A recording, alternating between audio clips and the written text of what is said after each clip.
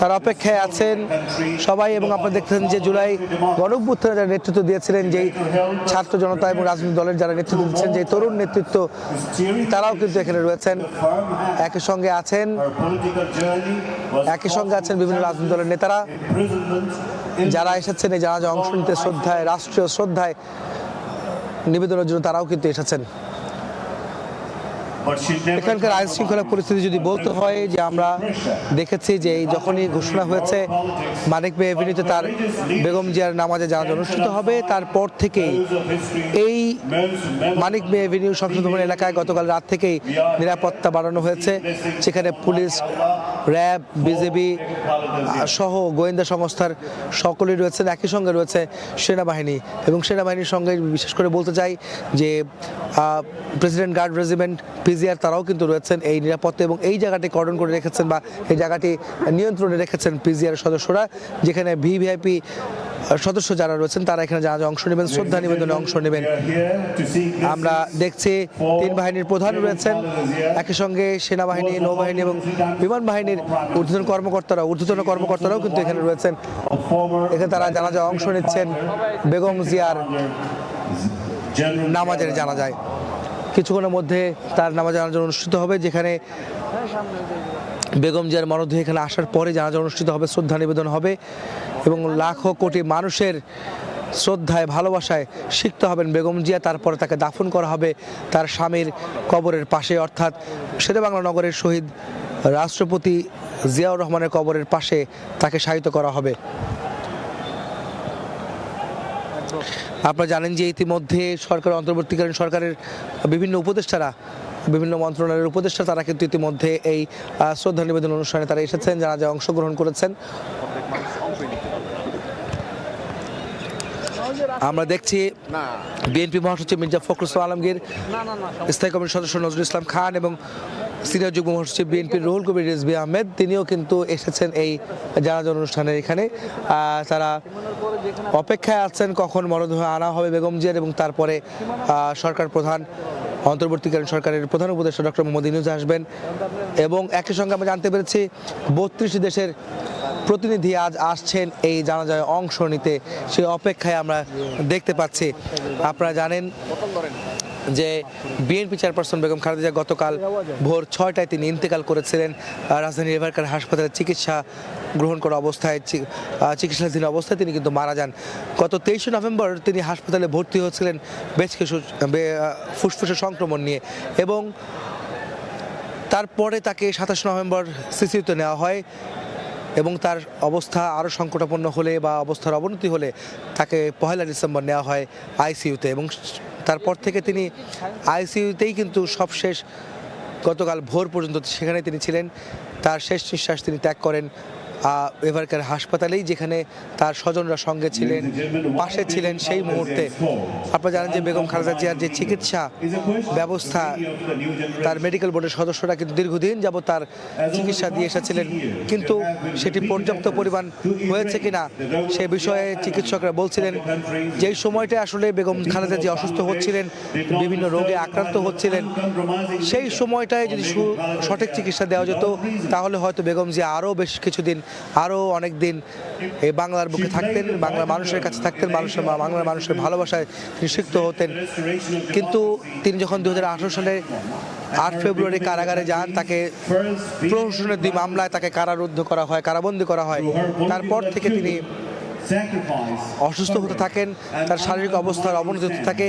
সেই সময় থেকে তাকে যদি সঠিক সময় সঠিক চিকিৎসা দেওয়া যেত তাহলে হয়তো বেগম খালেদা জিয়া তিনি হয়তো আরও বেশি দিন বাঁচতেন, এবং আজকে শেষ পরিণতি যার যেই ফুসফুসের সংক্রমণ, তার হার্টের যে সংক্রমণ এবং লিভারের যে সংক্রমণ ছিল, সেই বিষয়গুলি আরও আগেই হয়তো সমাধানযোগ্য ছিল, কিন্তু সঠিক সময় সেই চিকিৎসা না দেওয়ার কারণে সেই সমাধান না হওয়ায় তার আজ এই পরিণতি, এবং তাকে গতকাল ভোরে দুনিয়ার মায়া ত্যাগ করে, এই মানুষের ভালোবাসা ত্যাগ করে তাকে চলে যেতে হয়েছে পরকালে। এবং তিনি তার এই অন্তিম যাত্রায়, তার এই পরকালের যাত্রায় সঙ্গী হয়েছে দেশের কোটি কোটি মানুষ, লক্ষ লক্ষ মানুষ, এবং তার সঙ্গে বিভিন্ন দেশের প্রতিনিধিরা, সরকারের প্রতিনিধিরা তারা আসছেন। গণতন্ত্রকামী রাষ্ট্রের বিভিন্ন রাষ্ট্রের প্রতিনিধিরা কিন্তু আজকে আসছে তাকে শ্রদ্ধা জানানোর জন্য, সেটি কিন্তু আমরা জেনেছি।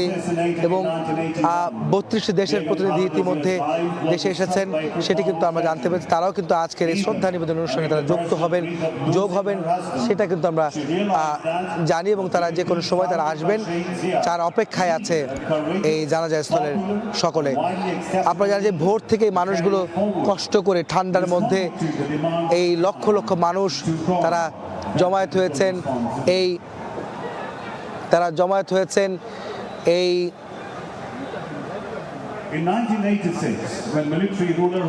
জানাজা স্থলে, এবং তারা কষ্ট করে কিন্তু এখন দাঁড়িয়ে আছেন। তারা কিন্তু সুশৃঙ্খলভাবে এখনো পর্যন্ত তারা দাঁড়িয়ে আছেন জানাজা অনুষ্ঠানে তারা অংশ নেওয়ার জন্য। আমরা বলতে চাই বিএনপি চেয়ারপারসন বেগম খালেদা জিয়া যে সংগ্রামী জীবন, তার গণতন্ত্রের লড়াইয়ের যে সংগ্রাম এবং স্বাধীনতা সার্বভৌমত্ব রক্ষার যে সংগ্রাম, সে সংগ্রামের আজ বেগম জিয়ার হয়তো ইতি টানছেন, কিন্তু তার দল, তার সমর্থক, তারকে যে যারা ভালোবাসেন, যারা গণতন্ত্রকামী মানুষ, তারা এই সংগ্রামকে এগিয়ে নিয়ে যাবেন সেই প্রত্যয় এই আজকে যারা এই জানাজা এসেছেন তাদের মধ্যে থেকে পুনর্ব্যক্ত হয়েছে বারবার। আপনাদের বলে রাখতে চাই যে বেগম খালেদা জিয়া তার স্বামী নিহত হওয়ার পর, অর্থাৎ শহীদ হওয়ার পর, তিনি বিএনপির হাল ধরেন, এই দেশের হাল ধরেছিলেন। তারপর থেকে আজ অবধি, অর্থাৎ গতকাল ভোর অবধি তিনি গণতন্ত্রের জন্য লড়াই করেছেন, অনেক ত্যাগ করেছেন, অনেক কিছু হারিয়েছেন। তার মধ্যেও তিনি কোনোদিন আপোষ করেননি। স্বৈরাচার সরকারের বিরুদ্ধে তার আপোষহীন লড়াই তাকে জাতির কাছে, জনগণের কাছে, বহির্বিশ্বে তাকে তৈরি করেছেন আপোষহীন এক নেত্রী হিসেবে। বিএনপি চেয়ারপারসন বেগম খালেদা জিয়ার মরদেহ কিছুক্ষণের মধ্যে এই সমাবেশস্থলে, এই জানাজা স্থলে আসার কথা রয়েছে, এবং তারপরে জানাজা অনুষ্ঠিত হবে। যদিও দুপুর 2টায় জানাজা শুরু হওয়ার কথা থাকলেও 10 মিনিট ইতিমধ্যে অতিক্রম বেশি করেছে। হয়তো কোনো কারণে তার মরদেহ বাহী গাড়িটি আসতে সময় নিচ্ছে। আমরা দেখতে পাচ্ছি যে সাধারণ মানুষের মধ্যে যে অপেক্ষা, সে অপেক্ষার প্রহর তারা গুনছেন, কখন তাদের প্রিয় নেত্রী কখন এখানে, তার মরদেহ কখন এখানে আসবেন এবং কখন তারা শেষ শ্রদ্ধা নিবেদন করবেন, কখন তারা জানাজায় অংশ নেবেন, জানাজা পড়বেন, সে অপেক্ষায় তারা রয়েছেন। আমরা একটু যেতে চাই আমাদের সহকর্মী হাসান ওয়ালি, যিনি আমার সঙ্গে রয়েছেন এবং তিনি জানাচ্ছিলেন যে এখানকার পরিস্থিতি। আমি জানতে চাইবো যে এই বেগম জিয়ার যে আজকের এই অন্তিম যাত্রা বা এই শেষ যাত্রা, যেটা আমরা বলে থাকি যে তার মহাকালের দিকে তার যে যাত্রা, এই যাত্রায় এত মানুষের যে ভিড়, মানুষের যে আয়োজন, সেটাকে আপনি কিভাবে দেখছেন? অসংখ্য মানুষ কিন্তু আসলে অপেক্ষা করছেন শেষ মুহূর্তে, একেবারে একটু পরে নামাজে জানাজা শুরু হবে। আমরা কিন্তু দেখতে পাচ্ছি যে এই ডানে বাঁয়ে সামনে পেছনে যতদূরে চোখ যায় অসংখ্য মানুষ, লাখ লাখ মানুষ জড়ো হয়েছেন আজকে রাজধানীর মানিক মে এভিনিউয়ের এই জায়গায়। নামাজে জানাজা অনুষ্ঠিত হবে একটু পরে বিএনপি চেয়ারপারসন সাবেক প্রধানমন্ত্রী বেগম খালেদা জিয়ার। এরই মধ্যে আমরা কিন্তু দেখতে পাচ্ছি বেশ কয়েকজন উপদেষ্টা, আসিফ নজরুল সহ বেশ কয়েকজন উপদেষ্টা এখানে এরই মধ্যে এসেছেন। বিভিন্ন রাজনৈতিক দল যারা বেগম খালেদা জিয়ার নেতৃত্বে দীর্ঘ সময় আন্দোলন করেছেন, সংগ্রাম করেছেন, ফ্যাসিবাদ বিরোধী আন্দোলনে ছিলেন, তাদেরকে আমরা দেখতে পাচ্ছি। অনেক শিক্ষার্থী প্রতিনিধিদেরকে আমরা দেখতে পাচ্ছি। সব মিলিয়ে একেবারেই কিন্তু শেষ মুহূর্তে একটু পরেই নামাজে জানাজা শুরু হবে। বেগম খালেদা জিয়ার মরদেহটি এখন পর্যন্ত এসে পৌঁছেনি।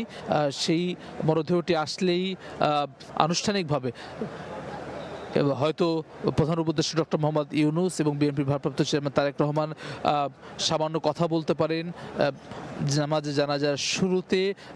এরপরে আসলে জানাজা শুরু হবে, অনুষ্ঠিত হবে, এবং পরবর্তীতে আপনি জানেন যে ঠিক পাশেই শেরেবাংলা নগরে জিয়া উদ্যানে শহীদ রাষ্ট্রপতি জিয়াউর রহমানের পাশেই একেবারে সমাধির মধ্যেই পূর্ব পাশে বেগম খালেদা জিয়ার জন্য জায়গা নির্ধারিত করা হচ্ছে, যেখানে তাকে কবরস্থ করা হবে, যেখানে তিনি শায়িত হবেন চিরদিনের জন্য। বেগম খালেদা জিয়ার এই অন্তিম যাত্রাকে স্মরণীয় করতে, তাকে তার জন্য দোয়া করতে এবং এই জানাজায় এত মানুষ একসঙ্গে অংশগ্রহণ করতে, এত মানুষের সঙ্গে একসঙ্গে অংশগ্রহণ করতে কিন্তু আমরা রাজধানীবাসীকে জড়ো হতে দেখেছি। আমার ঠিক ডান পাশে জাতীয় সংসদ ভবনের দক্ষিণ প্লাজার যে বিস্তৃত মাঠ, সেটি বাম পাশেই কিন্তু যে মানিক মিয়া এভিনিউয়ের যে সড়ক, এক পাশের সড়ক, এবং যেই সড়কটিতে আমি দাঁড়িয়ে রয়েছি এটি মূলত মঞ্চ এখানে স্থাপন করা হয়েছে, যেখানে মরদেহটি রাখা হবে, জানাজা নামাজ অনুষ্ঠিত হবে এবং এই পুরো জায়গা একেবারেই খামারবাড়ি পর্যন্ত এবং আরও পরে ফার্মগেট পর্যন্ত পুরো জায়গা জুড়েই কিন্তু আসলে লোকে লোকারণ্য।